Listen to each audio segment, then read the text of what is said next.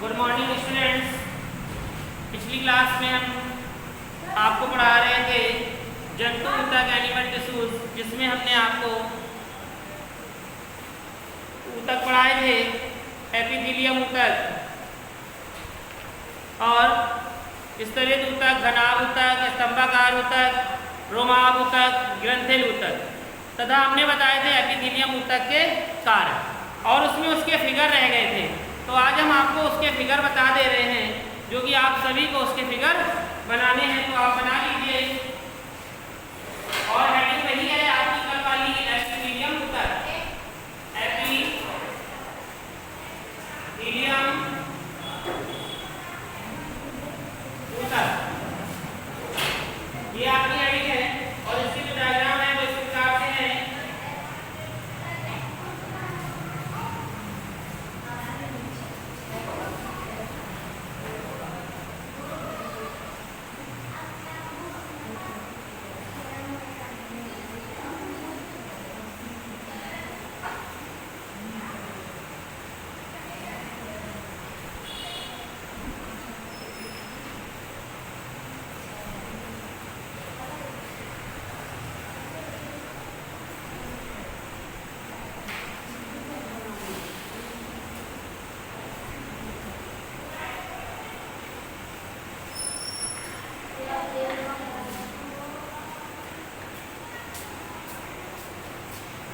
इसका केंद्रक है,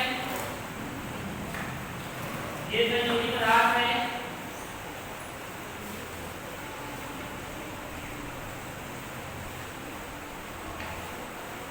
इसे हम कहेंगे पट्टीदार ऊतक।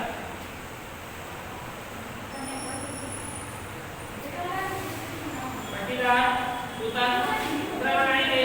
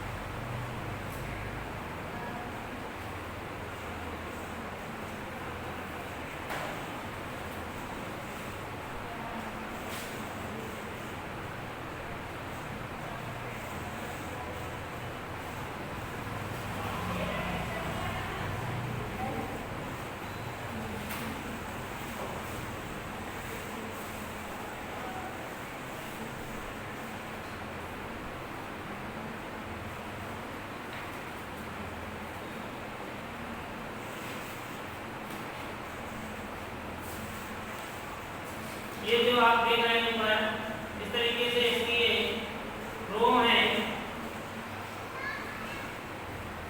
इसे हम कहेंगे रोम और इसके जो बीच में है वो है केंद्र। ये है हमारा स्तरित ऊतक। स्तरित ऊतक इसके बाद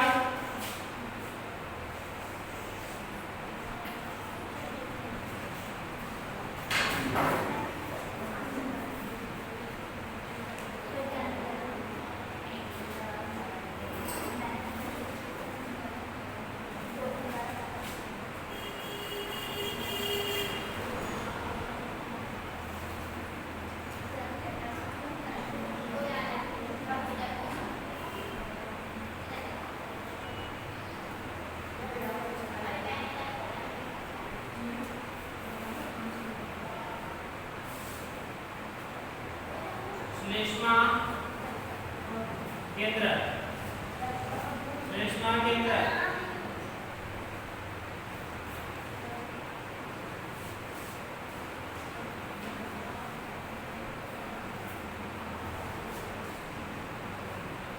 इसे कहेंगे ग्रंथिल ऊतक, ग्रंथिल स्तंभाकार ऊतक। इसके बाद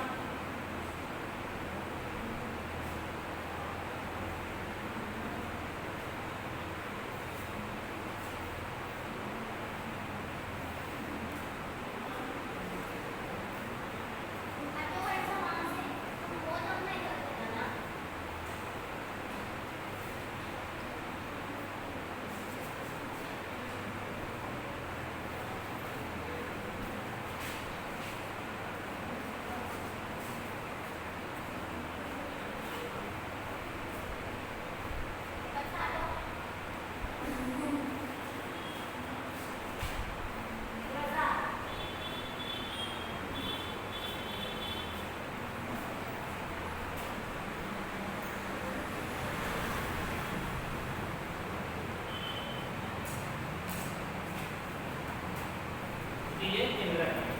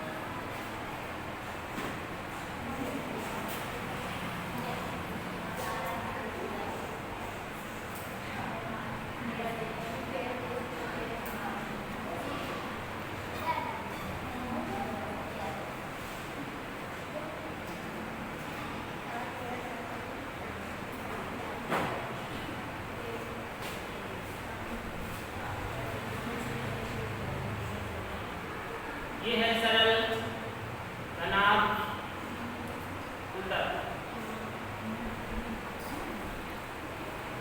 और ये है आपका स्तंभाकार ऊतक।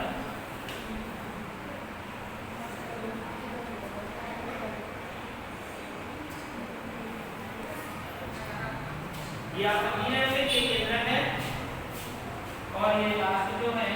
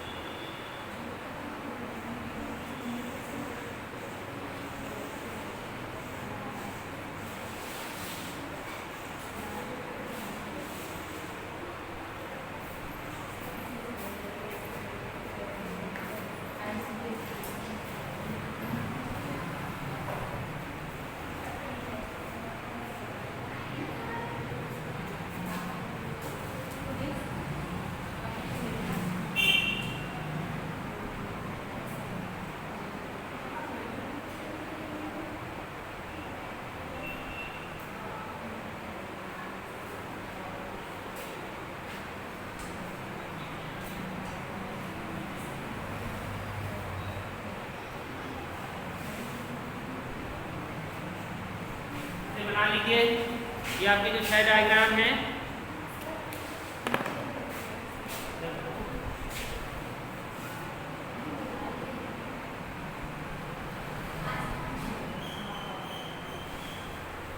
तो आप पहला इसमें देख रहे हैं जो कि हमने आपको पढ़ाया था पट्टीदार ऊतक, जिसमें आप इस तरीके की संरचना देख रहे हैं और ये जो आपस में जुड़े हुए हैं जिन्हें हम संयोजी पदार्थ कहते हैं। जो आप बीच में इस प्रकार की संरचना देख रहे हैं उसे हम केंद्रक कहते हैं। तो इस पूरी संरचना को हम पट्टीदार ऊतक कहते हैं। इसी प्रकार से एपिथेलियम ऊतक में आ जाते हैं दूसरे पे, जिसे हम स्केलेटल ऊतक कहते हैं। ये आप देख रहे हैं ऊपर ये संरचना दिख रही है, ये रोम है जो कि साफ करने का कार्य करता है और ये इसके केंद्रक है और इसकी ये बनी हुई संरचना। इसी प्रकार से आप तीसरे में देखेंगे किस प्रकार से संरचना बनी हुई है। इसके केंद्रक है श्लेष्मा केंद्रक और इसे ग्रंथिल स्तंभाकार ऊतक कहते हैं। इसी प्रकार से डी पे देखेंगे इस प्रकार की संरचना बनी हुई है जो कि घनार ऊतक है, ये घन की घन के आकार की है। इसी प्रकार स्तंभाकार ऊतक है और ये आपकी रोमांस ऊतक है।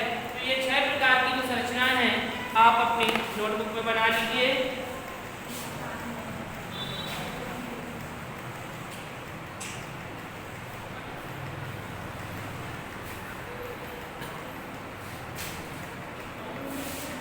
तो इसमें लिख लीजिए कि विभिन्न प्रकार के उपकला ऊतक, इन सभी का नाम है विभिन्न प्रकार के उपकला ऊतक। ये सब संरचना क्या कहला रही है? विभिन्न प्रकार के उपकला ऊतक। सभी के बन गए।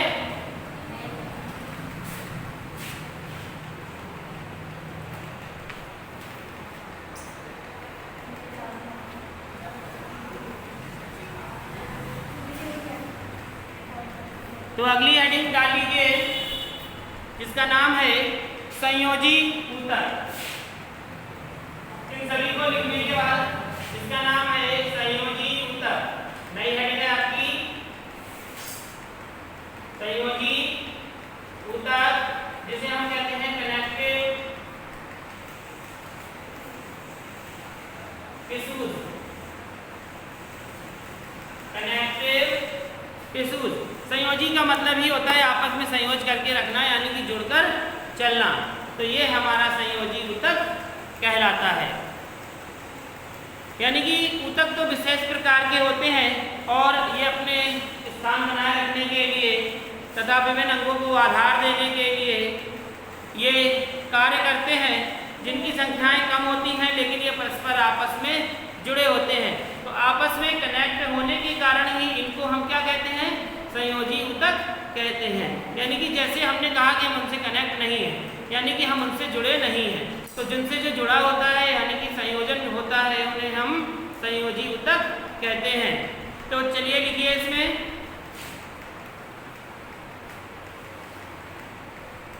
ये ऊतक विशेष प्रकार के होते हैं।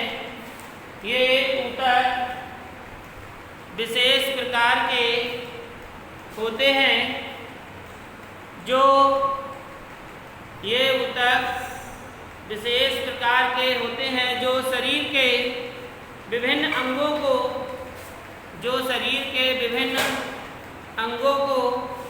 आधार देने एवं अपने स्थान पर बनाए रखने एवं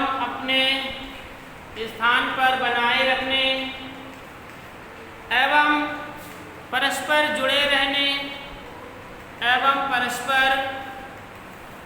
जुड़े रहने का कार्य करते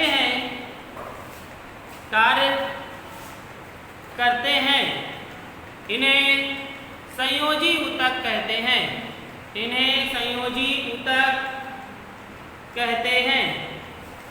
इनमें इनकी कोशिकाएं कम संख्या में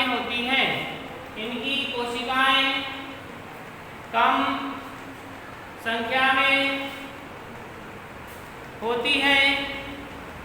तथा ये कम जुड़ी होती हैं तथा ये कम जुड़ी होती हैं और अंतरकोशिकीय मैट्रिक्स में धसी रहती हैं और अंतरकोशिकीय मैट्रिक्स में धसी रहती हैं। इनका मैट्रिक्स जेली की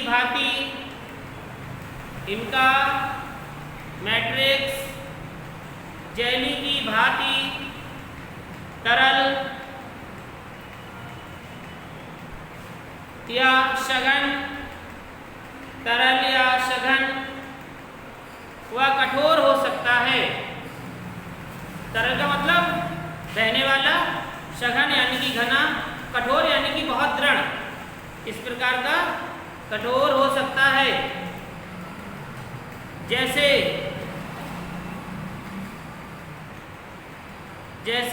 अस्थियां जानते हैं आप लोग क्या होती हैं? हड्डियां। तो हड्डियां कैसी होती हैं? मुलायम या कठोर? कठोर होती हैं। जिनके बल पर हम लोग खड़े हैं, इनके बल पर खड़े हैं, हड्डियों के बल पर खड़े हैं ना, क्योंकि कठोर है।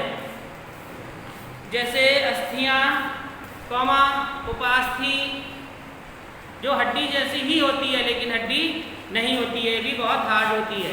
उपास्थि, स्नायु,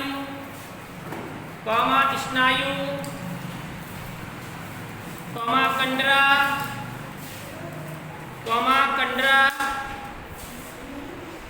रुधिर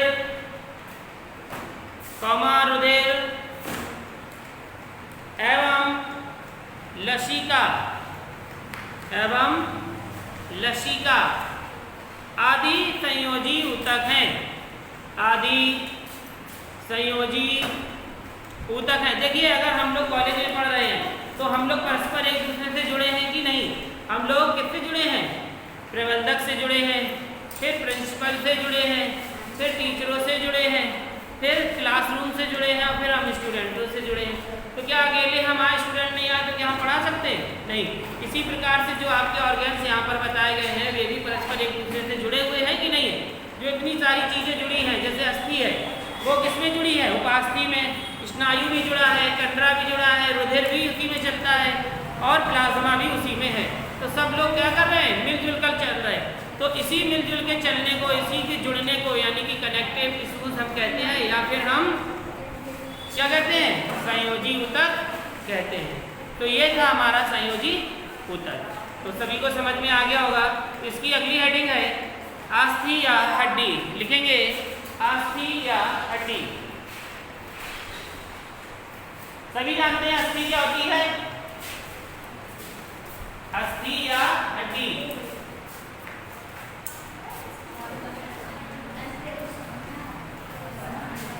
जिसे हम कहते हैं बोन्स। ठीक है, नोट कर लीजिए, अस्थि या हड्डी, बोन्स। लिखेंगे अस्थि एक सुदृढ़ संयोजी ऊतक है। अस्थि एक सुदृढ़ संयोजी ऊतक है और समस्त कशेरुक प्राणियों के शरीर का ढांचा बनाती है। जिससे शरीर की एक निश्चित आकृति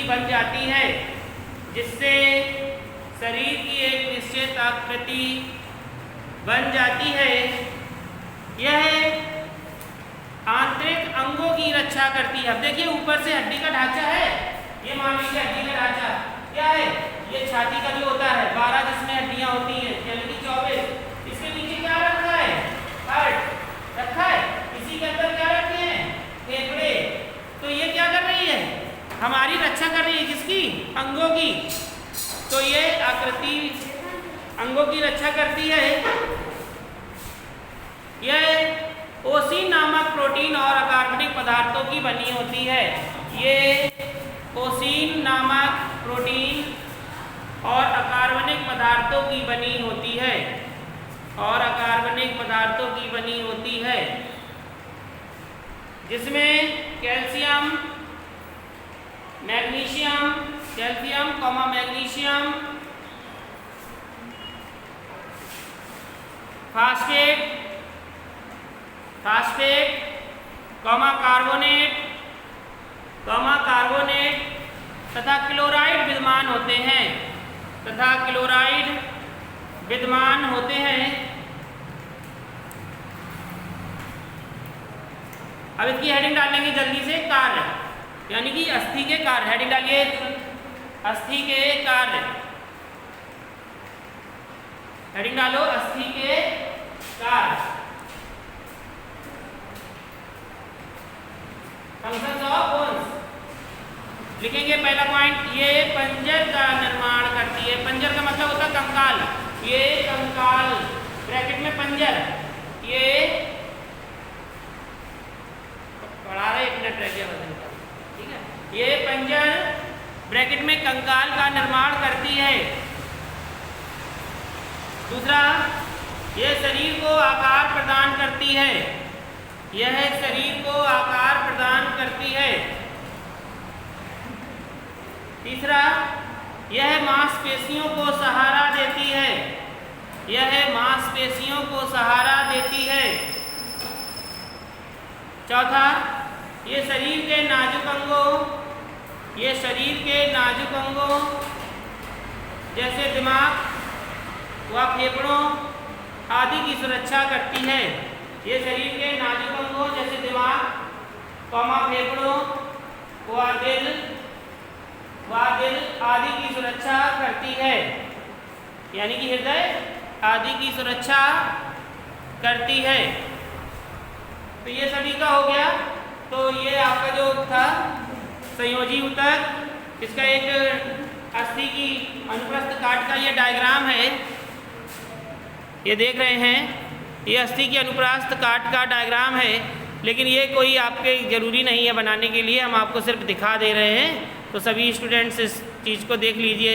ये अस्थि इस प्रकार से अगर उसको काटा जाए तो इस प्रकार से उसमें अनुप्रस्थ काट में ये दिखाई देती है। एक अस्थि कोशिका जिसमें हेब्रिशियन नलिकाएँ दिखाई देती हैं, अस्थि कोशिकाएँ, अस्थि कोरक पलिकाएँ उपस्थित होती हैं। कल का जो हमारा हेडिंग होगी वो होगी उपास्थि।